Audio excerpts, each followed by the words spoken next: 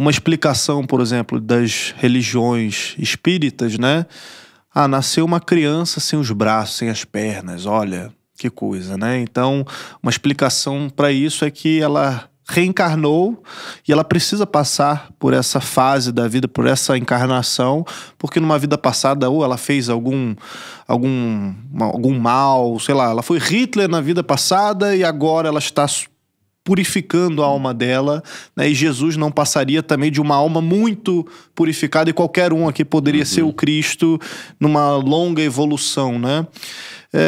Por que Deus então permite o sofrimento? Por que o sofrimento existe? Nós entrevistamos, inclusive, a Jaque Sandy, eu só consigo me lembrar dela aqui, que ela teve a Maria, que foi um bebê que nasceu sem cérebro, sem crânio, sem rosto, teve acrania, uma situação toda.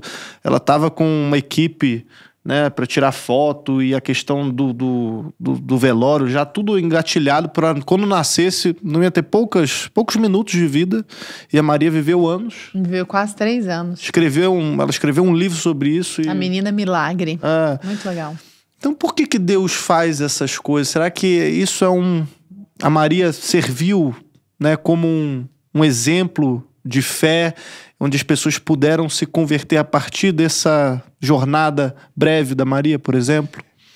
Em que pese o meu respeito pelos espíritas que estiverem nos assistindo, a doutrina da reencarnação para mim não resolve o problema.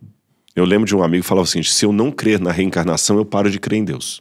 Justamente pelos momentos que você colocou aí, né? Sim. Como pode uma criança nascer com leucemia e tudo mais? Se é só essa vida que a gente tem. Se é só essa vida. Mas é que na reencarnação você tem várias vidas, né? Sim. Em primeiro lugar, eu acho que isso não resolve o problema por várias razões. Se aquela criança, para mim já tem um paradoxo aí, se aquela criança hoje, que está sofrendo, que foi abusada, ela está sofrendo porque no passado ela abusou de alguém, por que eu vou ter caridade e dó dela? Quer dizer, eu posso até ter caridade em relação a ela, para me purificar. Sim. Mas não porque ela merece. Sim. Ela tá pagando agora, ela né? tá pagando. Então, quer dizer, porque isso para mim é um paradoxo do espiritismo, falo da linha kardecista. Porque eles são muito, isso aqui é até louvável, eles são muito caridosos, têm uma assistência social maravilhosa. Você vai a qualquer centro lá, tá o sopão, né? Todo domingo eles estão lá fazendo sopão pros pobres, aquela coisa e tal. É diária a campanha deles. Só que, eu pergunto, eu posso até fazer a caridade para alguém que está sofrendo hoje porque eu quero me purificar. Mas não porque ele merece. Ele está pagando pelo que ele fez no passado. Então, qualquer coisa que eu faço para aliviar a dor dele, eu estou até intervindo no karma dele. Até um contrassenso. Não deveria fazer tanta caridade assim, porque eu estou intervindo no karma dele. É a mesma coisa de eu, como advogado, tentar a soltura de um preso que está preso porque violentou a menina. Se ele violentou a menina, ele tem que ficar ali. Não, eu como advogado, eu vou tentar reduzir a pena dele, tá certo? Porque eu quero tirá-lo da cadeia porque eu sou um bom advogado. Mas peraí, mas eu tô tentando fazer a caridade com base na injustiça. Eu tô tentando que a pena dele, que era de 22 anos, seja reduzida para 5 anos. Mas isso não é justo, ele tinha que ficar 22 anos. Então, se a pessoa tá sofrendo porque fez na vida passada, e agora eu vou lá com a minha caridade intervir, eu estou intervindo na lei kármica dele. O outro problema é que, se algumas pessoas não precisam mais encarnar, a população da Terra deve diminuir, está aumentando, né? Então, para mim, eu respeito, eu sei que há muitas argumentações, mas ela não me convence. E ainda, se o problema da teoria, da doutrina da reencarnação é justificar por que um Deus de amor permite essas coisas, para mim não resolve o problema, porque falar assim, não, hoje a pessoa está sofrendo, porque na época da idade, hoje se esse homem negro está sofrendo discriminação aqui, é porque na época da escravidão ele era um senhor branco de escravos, que matou muitos escravos, então hoje ele voltou como negro para aprender. Tá, mas por que lá na época deixou então? Então, para mim, sabe, que Deus é esse que deixa tudo isso. Eu acho que a melhor explicação para mim, que é bíblica, ela foi sistematizada por uma mulher chamada Ellen White, que ela tem um livro chamado O Grande Conflito, e em que pese que os adventistas do sétimo dia acreditamos que ela tem um dom profético, eu vou deixar de lado esse detalhe do dom profético, vou analisar Ellen White apenas do ponto de vista de uma escritora. Como escritora, ela mereceria um título honoris causa de doutora em teologia, só pelo que ela estabeleceu o framework do Grande Conflito. ela sistematizou de tal maneira o grande conflito entre o bem e o mal que essa resposta agora encaixa. Como é que começou todo o processo desde a criação do primeiro ser até hoje? Então, se a gente olhar por que nascem crianças com leucemia, o primeiro ponto é o seguinte: quem pagou o maior preço disso não foi a criança com leucemia. Porque lá atrás, quando Deus resolveu criar seres livres, incluindo o anjo, vulgarmente chamado de Lúcifer, que viraria o diabo, Deus já arriscou. Por quê? Que quando ele criou seres livres, ele já criou a possibilidade do mal. Você sabe que em filosofia, tudo que existe, né? é que em filosofia, tudo que existe pode existir de duas maneiras. A gente fala isso em metafísica: potência e ato. Ato é quando a potência se concretiza. Potência é quando ela é apenas uma possibilidade. Vocês não têm netos. Então o neto de vocês, os meus netos, existem em potência. Porque eu sou sexualmente ativo, vocês também. Amanhã minha esposa pode engravidar e o meu filho crescer e ter um neto. Mas hoje, nesse ano que vivemos, o meu neto é uma potência. E havendo, a gente conclui que a potência já existia previamente. Exatamente. Agora, a potência pode se tornar um ato ou não. O meu neto pode vir a existir ou não. Agora, se o meu neto for uma coisa muito ruim, muito horrível, como é que você pode impedir o meu neto de existir? Você pode acabar com a fonte da potência, que sou eu. Me matar. Ou deixar que o meu neto exista e depois dar um jeito de prendê-lo. Deus, quando criou a humanidade, todos os seres livres, ele já pagou como preço a potência do mal. Que é a ausência do bem, né? Que é a ausência do bem, mas a potência do mal que eu quero dizer no sentido moral. Sim. Porque se ele deu as leis dele e falou o seguinte: bebam água nessa xícara e não nessa, é porque a possibilidade de desobedecer havia. Aí alguém pode falar assim: por que ele criou essa possibilidade da desobediência? É porque Deus não duela consigo mesmo. Se ele cria criaturas livres, ele tinha que arcar a possibilidade dessas criaturas voltarem-lhe as costas. Não amarem, né? Aí alguém pode falar: tá bom, mas isso também era fácil de resolver. Ele poderia criar só aqueles que não iam desobedecê-lo. Por que ele criou os que iam desobedecê-lo e os que não iam? Porque Deus não é incoerente com o seu caráter. Imagine que eu seja um professor e chego em sala de aula e falo o seguinte: gente, todo mundo aqui vai me dar uma nota 0 ou 10. Vocês não são obrigados a assistir minha aula. Tá bom? Só vai assistir minha aula quem me der nota 10. Quem tá me dando nota 10 fala que eu sou um excelente professor e que ele quer assistir de qualquer jeito a minha aula. Quem quiser ficar livre, é só botar um 0 para mim. Aí os alunos: nossa, que professor, né?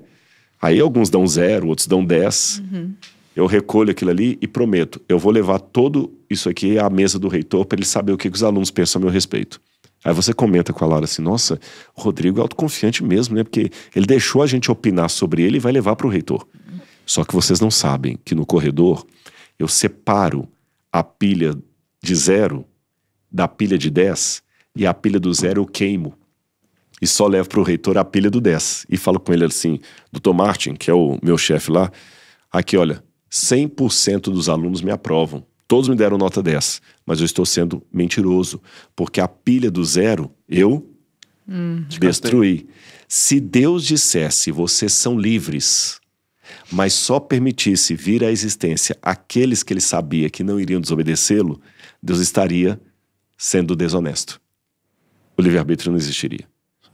Então ele permitiu que viessem os que iam obedecê-lo, que iam desobedecê-lo, e ele sabia que a hora que esses que o desobedecessem trouxessem a lume a destruição, tornando o mal de potência em ato, que o universo estaria condenado. Aí ele pagou o maior preço, porque a segunda pessoa da Divina Trindade, Jesus, se encarna, morre por nós, morte eterna, é o Cordeiro de Deus que tira o pecado do mundo, e ele sobe para o céu com um corpo humano glorificado, mas humano. Ele pagou um preço eterno. Então a criança pode nascer com leucemia, mas esse estado não é permanente. Essa bebezinha que a mãe vocês entrevistaram aqui, a ressurreição dela está garantida pelo sangue do Cordeiro derramado na cruz. Se não houvesse o sangue do Cordeiro derramado na cruz, esse sofrimento seria em vão. Em vão. Você entendeu? Então, eu digo para vocês, Eu não tenho explicação por que crianças morrem com leucemia, mas eu tenho a esperança que a leucemia não é algo que vai durar para sempre. E Jesus falou uma vez que contaram uma parábola, aliás, eu estou até aqui por coincidência, eu estou aqui na minha Bíblia, porque eu peguei anteontem lá no Líbano, isso aqui, ó. Não sei qual câmera que eu mostro essa aqui. Essa aqui, E o ó. pessoal que está ouvindo, vocês vão imaginar. Trigo. Vocês vão imaginar em casa. A Lara já falou, o que é esse aqui, Lara? É trigo? Mas pode ser joio. É joio. Ah, é joio, mas é porque é muito Mas parecido, que né? bom que você se confundiu. Porque é esse o objetivo. É do esse o joio. objetivo. Jesus disse que... E eu colhi isso agora. Que legal. Para você. Pronto. Ah, poxa Pra você vida, ficar, muito viu? obrigada. Vou Pra fazer você lembrar disso aqui, viu? essa mesma Ligação. pergunta para as A gente pessoas. estava lá no Líbano e passamos num lugar. Eu mostrei pro pessoal que estava comigo. Eu falei, olha, eu estava com outros professores de teologia que dão aula de Bíblia. Isso aqui é o joio. Comecei a mostrar, né? Ele é muito parecido com o trigo, tanto é que te enganou. E Jesus conta uma parábola que um semeador plantou o trigo no seu campo e quando no outro dia apareceu um monte de joio. E os funcionários falaram, mestre, a gente plantou o trigo, de onde veio o joio? Aí a resposta, um inimigo fez isso. E os funcionários dizem, o senhor quer que a gente arranque o joio agora? E Jesus falou assim, não. Porque se vocês arrancarem o joio, vocês podem confundir, como a Lara confundiu, e arrancar o trigo junto. Deixe que eles cresçam. E no dia da colheita, aí vai ser fácil separar, porque o joio, ele não tem, depois pode olhar, ele não tem a sementinha para fazer ele é oco. Ele não tem a sementinha. Ele é oco. Não dá para fazer nada com ele, não dá para fazer pão, nem farinha. Nossa, é que agora que eu pensei no simbolismo disso, não dá frutos, né? Não dá fruto. Então, no dia da colheita da volta de Cristo, ele vai separar o joio do trigo. E aí, tudo que é joio, tanto no sentido pessoal, aqueles servos de Deus que não são de verdade, são pretenders, ele vai separar, como também toda a maldade, a tuberculose, o câncer, a violência, tudo será colocado de lado e vai separar. Porque isso aqui é que dá fruto, não aquele lá. E para fechar, é interessante que enquanto essa separação não acontece, Deus age de uma maneira que poderia até ser capciosa, uma pergunta ateia. Por que Deus cura alguns e não outros? E até as curas, os milagres que Jesus fez, na verdade, ele apenas adiou a morte. Sim. Jesus ressuscitou Lázaro. Sim, para ele morrer depois Para de morrer novo, depois. Então, como na verdade, qualquer a ressurreição foi só um adiamento. É. Todo mundo, o leproso que Jesus curou, depois morreu de outra doença. Então, por que ele só adia, não cura definitivamente? E segundo, por que ele curou alguns e não curou todos? Por que ele curou algumas crianças, mas essa só permitiu viver 3 anos? É porque se Deus saísse curando distintamente a todo mundo e de maneira permanente, nós não íamos almejar o dia do juízo. Se por outro lado ele não agisse nunca na história, nós nos sentiríamos desamparados. Parece que o deísmo tem razão, Deus deu corda e abandonou. Então ele faz algumas curas por amostra grátis para mostrar que ele ainda não abandonou o mundo, mas ele não cura a todos para mostrar que o céu ainda não é aqui, para que nós almejemos a glória. Mas chegará o dia, pode ter certeza, que o joio vai ser separado do trigo.